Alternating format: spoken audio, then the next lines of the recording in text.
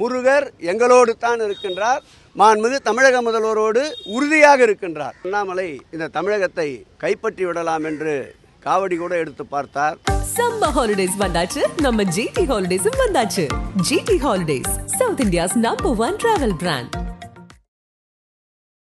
ஒட்டுமொத்த தமிழகத்தையும் தமிழர்களையும் வஞ்சிக்கின்ற ஒன்றிய அரசினுடைய மாற்றாந்தாய் மனப்பான்மையை கண்டித்து இன்றைக்கு மும்மொழி கொள்கை திட்டம் முதற்கொண்டு தமிழகத்திற்கு எதிராக, தமிழர் நலனுக்கு எதிராக செயல்படுகின்ற மத்திய அரசை கண்டித்து, ஒன்றிய அரசை கண்டித்து மாண்புமிகு தமிழக முதல்வர் எங்கள் உயிரினும் மேலான தலைவர் தளபதி அவர்கள் தலைமையிலே அமைந்திருக்கின்ற ஒட்டுமொத்த தோழமை கட்சியினர் ஒன்று கூடி இன்றைக்கு மத்திய அரசினுடைய ஓரவஞ்சனை கண்டித்து மாபெரும் கண்டன ஆர்ப்பாட்டம் நடைபெற இருக்கின்றது. இந்த கண்டன ஆர்ப்பாட்டத்தில் இந்த பகுதியுடைய மாவட்ட செயலாளர் முறையில் நான் வருகின்ற அனைவரையும் வரவேற்று இந்த ஆர்ப்பாட்டத்துடைய விளக்க உரையை கல்வி பள்ளித்துறை அமைச்சர் அன்பில் மகேஷ் பொய்யாமொழி அவர்கள் எடுத்து கூற, ஆர்ப்பாட்டத்தில் காங்கிரஸ் பேரியக்கத்துடைய தமிழ் மாநில தலைவர் செல்வ பெருந்தகை அவர்களும், திராவிட கழக தலைவர் ஐயா ஆசிரியர் அவர்களும், மறுமலர்ச்சி திராவிட முன்னேற்ற கழகத்துடைய தலைவர் அருமையண்ணன் பொதுச் செயலாளர் வைகோ அவர்களும், 2 கம்யூனிஸ்ட் பேர் இயக்கங்களுடைய தமிழ் மாநில தலைவர்கள் அன்பிற்கினிய ஐயா முத்தரசன் அவர்களும் சண்முகம் அவர்களும், விடுதலை சிறுத்தை இயக்கத்துடைய தலைவர் அருமையண்ணன் தொல் திருமாவளவன் அவர்களும், மக்கள் நீதி மையத்துடைய தலைவர் அன்பிற்கினிய கமலஹாசன் அவர்களும், கொங்கு பேரவையுடைய தலைவர் அன்பிற்கினிய ஈஸ்வரன் சட்டப்பேரவை உறுப்பினர் அவர்களும், வாழ்வுரிமை இயக்கத்துடைய தலைவர் அன்பிற்கினிய வேல்முருகன் அவர்களும் மற்றும் தோழமை கட்சிக்கு தோள் கொடுத்து கொண்டிருக்கின்ற அனைவரும் இந்த கண்டன ஆர்ப்பாட்டத்திலே உரிமை குரல் எழுப்ப, தமிழ்நாட்டுடைய துணை முதலமைச்சர் அவர்கள் அன்பிற்கினிய அருமை அண்ணன் வருங்கால தமிழகம் உதயநிதி ஸ்டாலின் அவர்கள் இந்த பெரும் கண்டன ஆர்ப்பாட்டத்திலே பங்கேற்று உறவுக்கு கை கொடுப்போம், உரிமைக்கு குரல் கொடுப்போம் என்ற வகையில் எழுச்சி உரை, கண்டன உரை ஆற்ற இருக்கின்றார். இந்த நிகழ்விலே பல்லாயிரக்கணக்கான மக்கள் கூட இருக்கின்றார்கள்.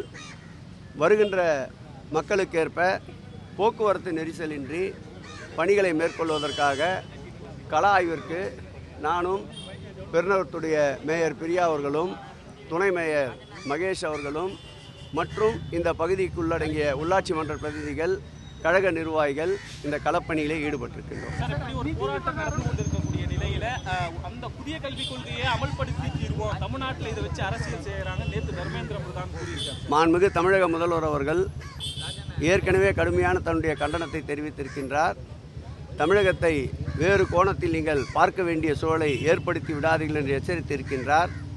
நிச்சயமாக ஒட்டுமொத்த தமிழக மக்களும் ஒன்றிணைந்து மாண்புமிகு தமிழக முதல்வர் தலைமையிலே வெகுண்டெழுகின்ற ஒரு சூழ்நிலையை உருவாக்குவதற்கு அவர்கள் முயற்சித்துக் கொண்டிருக்கின்றார்கள். ஆகவே நிச்சயம் புதிய கல்விக் கொள்கையை எவ்வளவு இழைப்பு வந்தாலும் எங்கள் மாண்புமிகு தமிழக முதல்வர் அவர்கள் எடுத்த நடவடிக்கையில் ஏற்கனவே இரும்பு மனிதரை போல் உறுதியாக இருப்பவர், இதிலும் உறுதியாக இருப்பார். அவர் பாரதிய ஜனதா கட்சியுடைய தலைவராக இருந்தபோது வேல் யாத்திரை நடத்தி ஏதாவது ஒரு புரட்சியை ஏற்படுத்தலாம் என்று நினைத்தார்.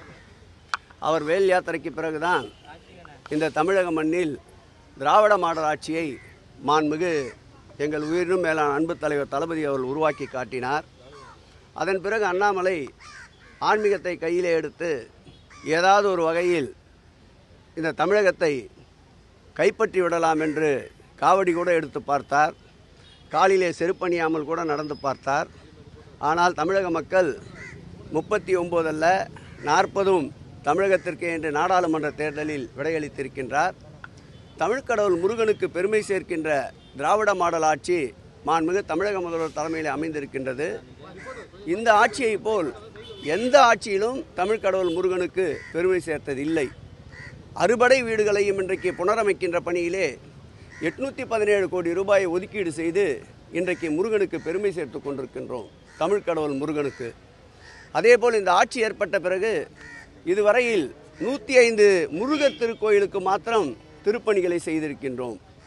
அதோடு மட்டுமல்லாமல் உலகமே திரும்பி பார்க்கின்ற வகையில் 22 நாடுகளை சேர்ந்தவர்கள் 2 நாள் மாநாடு என்று அனைத்துலக முத்தமிழ் முருகர் மாநாட்டை பழனியிலே லட்சோப லட்ச மக்கள் திரளுகின்ற ஒரு மாநாட்டை வெற்றிகரமாக நடத்தி காட்டிய அரசு மாண்புமிகு தமிழக முதல்வர் தலைமையிலே இருக்கின்ற அரசு. அதோடு மட்டுமல்ல, அறுபடை வீடுகளுக்கு 60 வயதிற்கு மேற்பட்டவர்கள் அறுபடை வீடுகளையும் ஒரே முறை தரிசித்து உண்டு உறைவிடத்தையும் ஏற்படுத்தி தந்து அதற்குண்டான முழு செலவையும் அரசே ஏற்றுக்கொண்டு இதுவரையில் கிட்டத்தட்ட 1000க்கும் மேற்பட்ட முருக பக்தர்களை கட்டணமில்லாமல் அறுபடை வீடுகளையும் முதியோர்களை சென்று தரிசிக்க வைத்த ஆட்சி இந்த ஆட்சி. திருப்பரங்குன்றத்தை பொறுத்தளவில் அதை கையிலே எடுத்து அரசியலாக்க முயற்சித்து கொண்டிருக்கின்றார்கள். மாண்புமிகு தமிழக முதல்வர்களை பொறுத்தளவில் எம்மதமும் சம்மதமே, எல்லோருக்கும் எல்லாம், சுதந்திர இந்தியாவில் சுதந்திர மூச்சுக்காற்று தமிழகத்தில் முழுவதுமாக நிலவிட எத்தகைய நடவடிக்கை வேண்டுமானாலும் மேற்கொள்ள மாண்புமிகு தமிழக முதல்வர் தயாராக இருக்கின்றார். நான் ஏற்கனவே சொன்னது போல் இனத்தால், மொழியால், மதத்தால் இந்த மக்களை பிளவுபடுத்தி பார்க்க முடியாது. மதுரை மண்ணினுடைய மக்கள் ஒற்றுமையோடு இருக்கின்றார்கள். மாமன் மச்சான்களாக நாங்கள் வாழ்ந்து கொண்டிருக்கிறோம் என்று புதிய தலைமுறை, தினத்தந்தி போன்ற பேட்டிகளில் நாங்கள் பார்த்தோம். மற்ற மாவட்டத்திலே இருந்து இனத்தால், மொழியால் மக்களை பிளவுபடுத்த வேண்டும் என்ற சங்கிகள் தான் அந்த மதுரை திருப்பரங்குன்றம் முருகர் திருக்கோயிலுடைய பிரச்சனையை ஊதி பெருசாக்க நினைக்கின்றார்கள். இந்த மக்கள் ஒற்றுமையோடு இருக்கின்ற மக்கள். ராமானுஜர் பிறந்த மண் இது. ஒற்றுமைக்கு விலை மதிப்பு தர முடியாத மண். ஆகவே முருகனுடைய கனவு பகல் கனவாகும். முருகர் எங்களோடு தான் இருக்கின்றார். மாண்புமிகு தமிழக முதல்வரோடு உறுதியாக இருக்கின்றார்.